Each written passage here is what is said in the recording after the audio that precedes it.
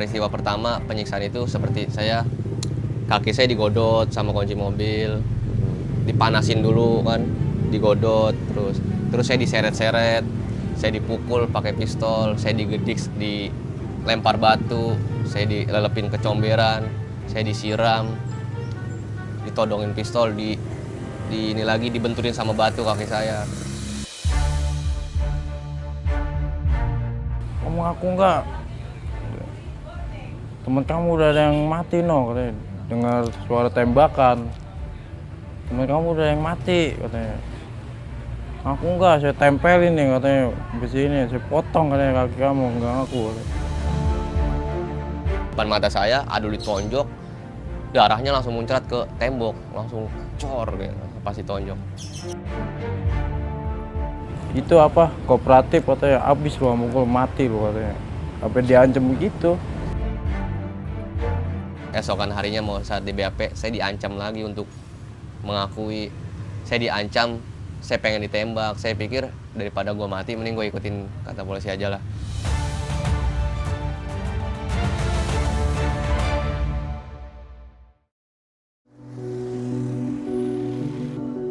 Rabu 28 Juli 2021 menjadi hari kelam bagi Muhammad Fikri. Hari itu di dekat rumahnya, Fikri didatangi beberapa polisi yang mengendarai 4 mobil.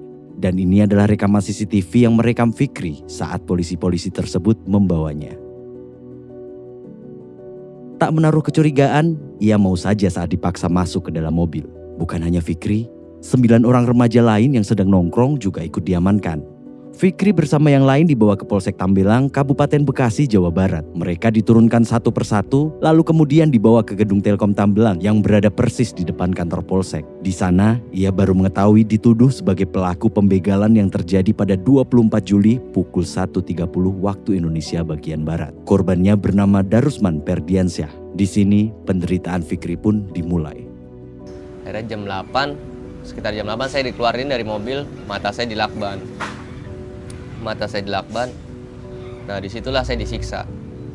Ya, peristiwa pertama penyiksaan itu seperti kaki saya digodot sama kunci mobil, dipanasin dulu kan, digodot, terus saya diseret-seret, saya dipukul pakai pistol, saya digedik, dilempar batu, saya dilelepin ke comberan, saya disiram, ditodongin pistol, ini lagi dibenturin sama batu kaki saya.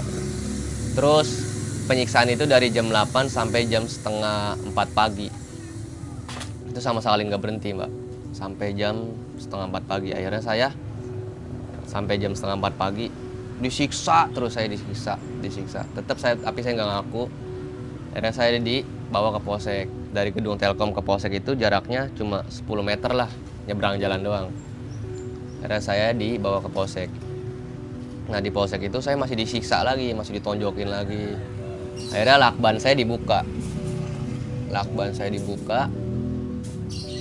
Barulah saya difoto di situ. Difoto buat dokumentasi dia, polisi. Setelah difoto baru saya dimasukin ke dalam sel. Dari 9 remaja yang ditangkap, hanya 5 orang yang dibebaskan. Sementara Fikri, Abdul Rohman alias Adul, Randi Aprianto, dan Muhammad Rizky ditahan oleh Polsek Tambelang. Yang paling naas menimpa Adul. Ia dipaksa mengaku sebagai pelaku utama pembegalan. Padahal Adul memiliki kondisi keterbelakangan mental. Sama seperti Fikri, Adul juga awalnya tak mengaku. Ia pun ikut dihajar tanpa ampun. Pas polisi berdiri, disuruh tengkurap saya tuh. Langsung didodok saya.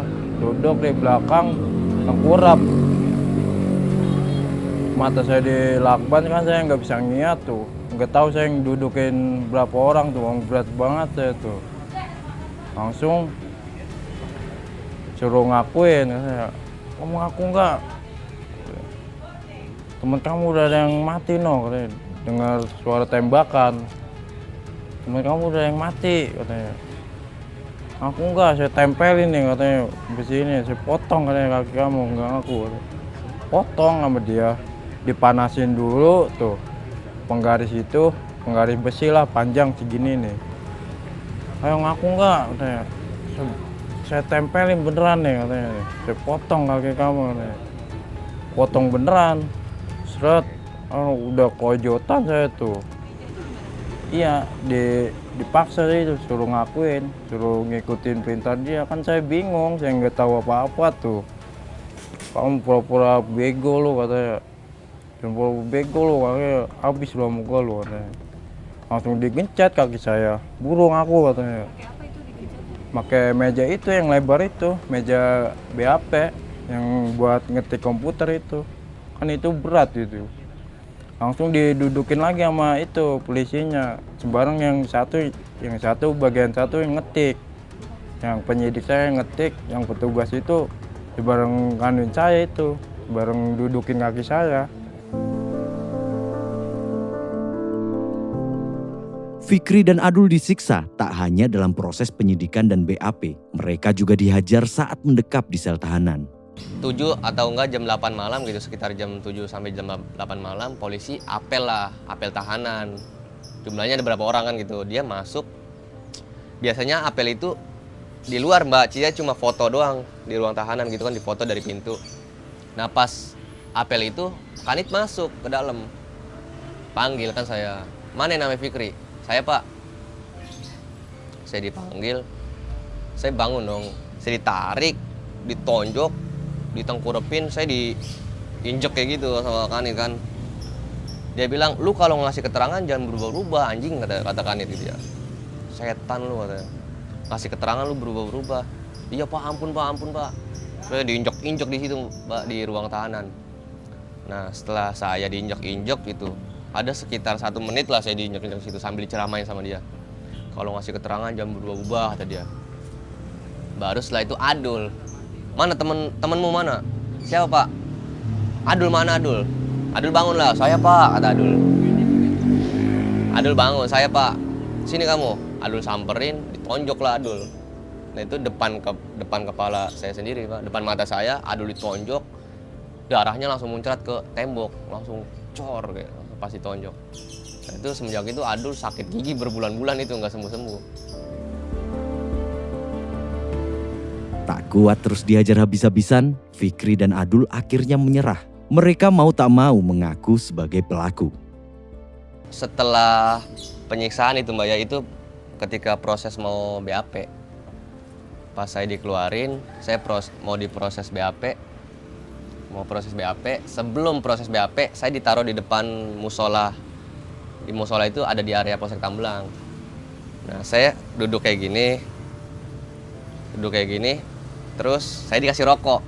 Dia ngerokok dulu. Kalau ampe lu nggak ngaku juga, gue matiin, kata polisi. Sambil megang senjata. Saya sendiri, saya di videoin, itu di depan saya itu ada polisi sekitar 5 orang lah. Saya nggak inget, pokoknya perkiraan saya 5 orang. Itu megang senjata semua. Saya di videoin, ayo ngaku kata dia. Ayo ngaku. Saya diam aja, melongo gitu kan. Saya diam, saya bingung. Saya nggak ngelakuin tapi saya ngaku kan gitu. Saya mikirnya kayak gitu kan. Terus pas saya diam, dia ngencet lagi. Lu ngaku nggak? Tembak lu. Tapi ngomongnya pelan-pelan gitu kan karena di videoin takut kedengeran suara dia. Terus saya dikasih tahu pistol dia. Mati sama gue lo kalau nggak ngaku. Akhirnya polisi yang ngomong kayak polisi moderatorin, oh, lu begal ya. Akhirnya saya iya aja udah. Iya. Saya takut. Saya udah disiksa semalaman, terus esokan harinya mau saat di BAP, saya diancam lagi untuk mengakui. Saya diancam, saya pengen ditembak. Saya pikir daripada gue mati, mending gue ikutin kata polisi aja lah. Udah polisi nanya, lu begal ya gitu sini? Iya Pak ya gini-gini aja, nganggut-nganggut aja.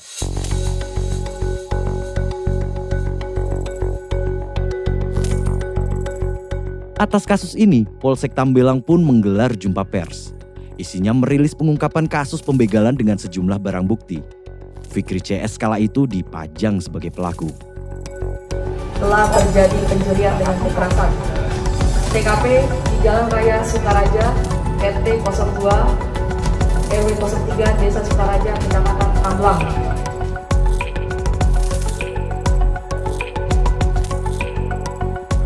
Ayah Fikri, Rusin tak terima anaknya disiksa sedemikian parah. Apalagi ia tahu anaknya tak bersalah. Begitu juga dengan ketiga teman Fikri, Ia pun membawa sejumlah bukti dan meminta bantuan untuk menuntut keadilan. Bukti-bukti ini dibawa ke berbagai lembaga, salah satunya Komisi untuk Orang Hilang dan Korban Tindak Kekerasan atau Kontras. Fikri CS akhirnya mendapat pendampingan hukum yang layak. Nah, kalau dilihat dari investigasi kami atau hasil investigasi kami, itu ada 3 klaster yang kami temukan. Pertama, itu adalah isu mengenai pelanggaran prosedur berkaitan dengan penangkapan, penahanan, penyitaan, dan juga akses bantuan hukum yang tidak begitu memadai yang dialami oleh keempat orang ini, begitu. Kasus dugaan salah tangkap disertai penyiksaan disebut-sebut sebagai kejadian berulang. Bagaimana tidak? Pada kurun waktu tahun 2016 hingga tahun 2022 saja ada 10 kasus dugaan salah tangkap oleh aparat kepolisian di Jabodetabek. Sementara data lain dari Kontras yang dihimpun dari kanal media informasi, advokasi, serta jaringan-jaringan Kontras di daerah selama periode Juni 2020 hingga Mei 2021 ada 80 kasus penyiksaan, perlakuan, penghukuman yang kejam, atau perlakuan tidak manusiawi terjadi di Indonesia. Dari 80 kasus itu, kepolisian terlibat dalam 36 kasus. Kasus pembegalan yang dituduhkan kepada Fikri dan teman-temannya tercatat terjadi di Jalan Raya Sukaraja, Kecamatan Tambelang pada 24 Juli 2021, pukul 1:30 waktu Indonesia bagian Barat. Sementara di jam yang sama, Fikri bersama dengan kakak dan teman-temannya terekam CCTV sedang tidur di depan musola. Motor yang dituduh sebagai kendaraan pembegalan juga sudah masuk ke rumah Fikri pada jam 10 malam. Waktu tanggal 24 Juli itu saya tidur di sini. Waktu kejadian pembegalan itu kan jam 1:30. Saya tidur di sini. Nah, itu pun terekam CCTV saya, terekam CCTV. Tanggal 24 itu. Ada saksi juga yang melihat, dan setelah tanggal 24 ke tanggal 26. Selang 2 hari saya difoto waktu saya sama Adul dan Rizky. Pas di sini. Saya berada di sini bertiga, saya, Adul sama Rizky. Tanggal 26 saya dipoto sama orang asing yang kemungkinan itu suruhan polisi untuk moto saya. Foto itu diserahin sama korban dan polisi. Dan kata korban ya memang saya yang pelakunya, kata dia. Kemudian tanggal 28 saya lagi di sini.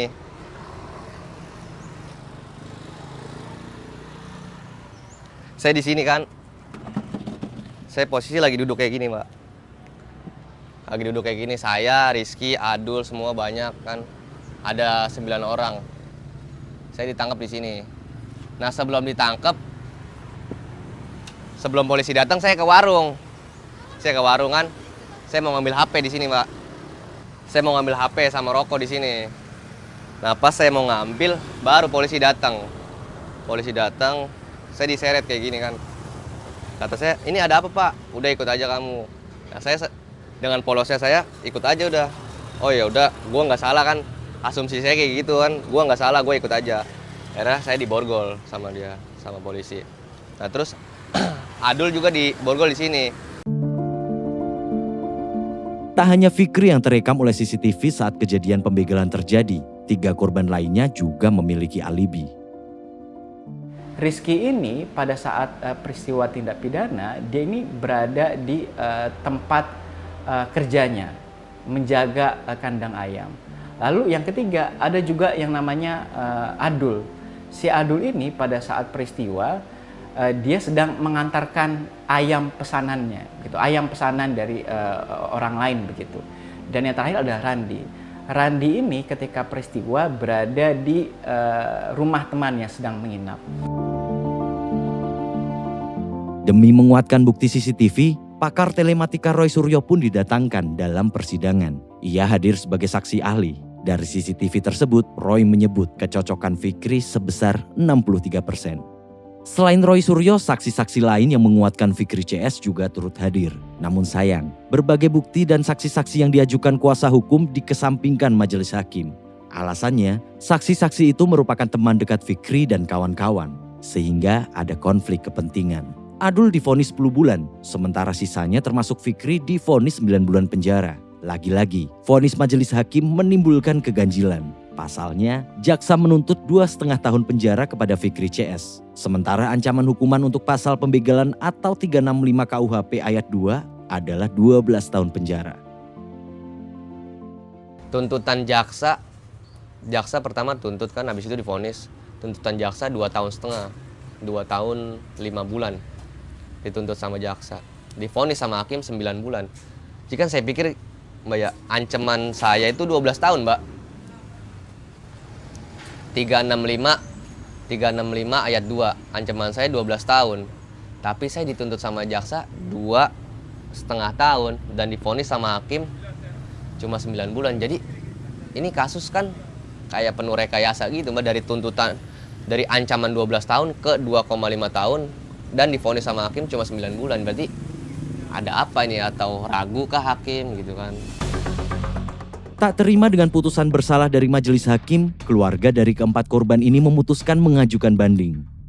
Namun hanya Fikri yang dinyatakan tidak bersalah dan harus dipulihkan nama baiknya. Tetap saja, dia sudah terlanjur banyak mengalami kerugian. Wah, kalau dibilang ngerugiin ya ngerugiin banget Mbak. Sebelum kejadian ini kan saya kuliah, saya punya usaha di bengkel, di warung. Terus kita keluarga punya tabungan juga. Bahkan sebelum kejadian ini rumah mau direnovasi kan, rumah saya. Yang rumah saya udah mau, kasarnya udah mau ambruk lah, mau direnovasi. Setelah kejadian ini semua tabungan bokap, tabungan saya pun dipakai buat nanganin kasus saya. HP saya semua dijual, motor saya dijual, terus kuliah saya berhenti. Sama seperti Fikri, hidup Adul juga berubah menjadi mimpi buruk. Ia sudah tak lagi diakui oleh keluarganya. Adul pun terpaksa angkat kaki dan tinggal di rumah Fikri. Ia pun juga harus kehilangan pekerjaan lamanya. Kehilangan mental juga. Pas waktu kerja itu saya sempat megang HP sih itu. Kehilangan HP juga sih. HP saya jual tuh ke ndek saya lagi itu. Pas ndek saya. Kenapa nggak kerja lagi setelah kejadian? Setelah kejadian ini, saya kalau kerja di tempat itu lagi, saya ngeri trauma lagi, ngeri kejadian gitu.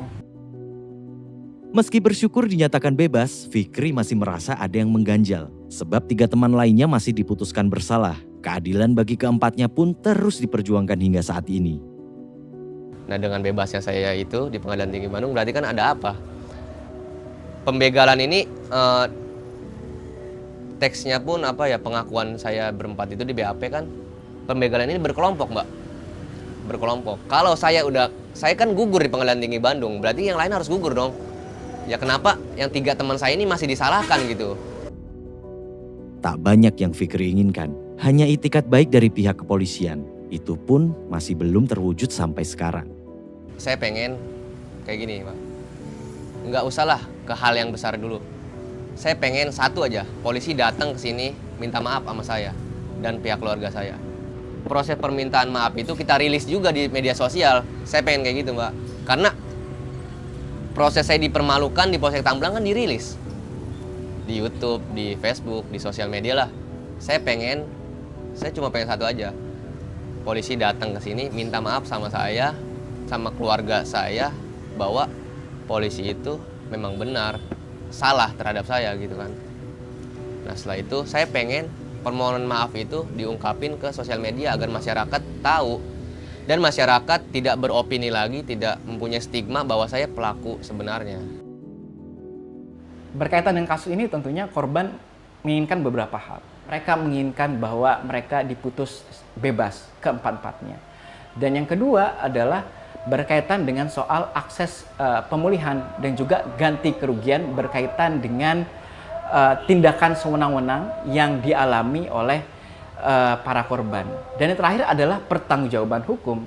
Pertanggungjawaban hukum dalam hal ini tidak hanya berkaitan dengan pertanggungjawaban hukum dengan tindakan penyiksaan yang dialami, tetapi juga pertanggungjawaban hukum mengenai berbagai pelanggaran hukum yang dilakukan oleh aparat kepolisian. Yang tentunya arah pertanggungjawaban hukum harus pada pertanggungjawaban hukum pidana, bukan pertanggungjawaban hukum secara etik atau disiplin semata begitu.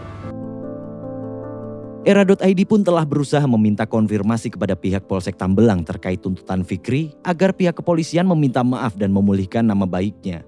Namun hingga video ini ditayangkan, pihak kepolisian Tambelang belum juga menyampaikan permintaan maaf. Mereka berdalih masalah ini telah selesai.